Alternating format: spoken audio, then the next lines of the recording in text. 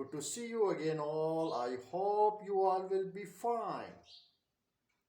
And for all of you, I pray that God fulfill your all dreams and give you lots of happiness. And my dear friends, every time I try my best to give you all latest news. Therefore, you are requested to sit tight on your seats and enjoy the latest news. Thanks. Take care.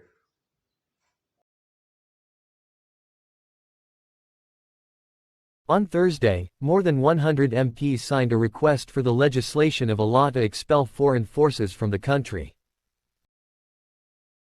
The MPs called for an extraordinary session to enact legislation to remove foreign forces from Iraq and implement the previous parliament's decision.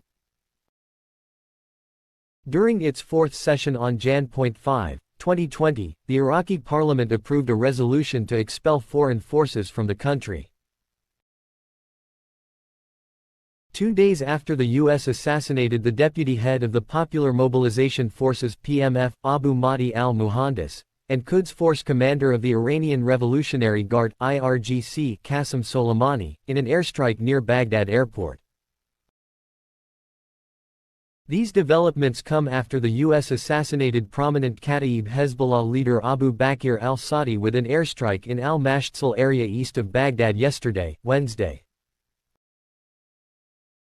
And Iraqi economists express confidence in the resilience of Iraq's banking system despite the sanctions that the U.S. Treasury imposed on a group of banks in Iraq. Mahmoud Dagher, an economic expert and former Director General of the Central Bank of Iraq (CBI), clarified that this measure was not a sanction, rather, it was a restriction, which adversely affected the banks, the people, and the import financing process. However, Dagher emphasized in an interview with Shafaq news agency, despite the pressure and harm caused to these banks, the banking system will not collapse as a result of these sanctions and restrictions. The U.S. Treasury imposed the sanctions on 14 Iraqi banks in July 2023 as part of a campaign against Iran's dollar transactions. The sanctions were reportedly prompted by the bank's involvement in suspicious money transfers during the past year. Deputy Prime Minister and Foreign Minister Fuad Hussein has appealed to the United States to reconsider the sanctions imposed on 21 Iraqi banks that contribute to financing essential food items for low-income families. Furthermore, the CBI issued an official letter in February, indicating that 8 Iraqi banks were banned from participating in the foreign currency sale and purchase window. Following the fall of Saddam Hussein's regime after the U.S. invasion in 2003, Iraq's private banking sector has experienced significant growth, with over 70 private banks now operating in the country. And the Central Bank of Iraq (CBI) auctioned more than $209 million on Thursday, with remittances outweighing cash sales by a huge margin. According to a correspondent from Shafaq news agency, the CBI sold a total of $209,264,380 during today's auction.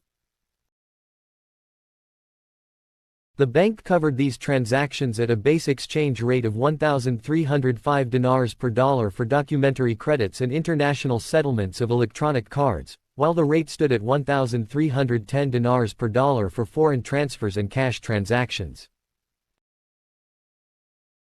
Our correspondent explained that the majority of the sales went to feed foreign balances in the form of transfers and credit transactions, amounting to $172,914,308. The remaining $36,350,000 were allocated for cash deals. Cash deals were made by 6 banks, while 14 banks met the requests relevant to foreign balances. A total of 107 exchange and brokerage companies took part in the auction. Thanks. Take care.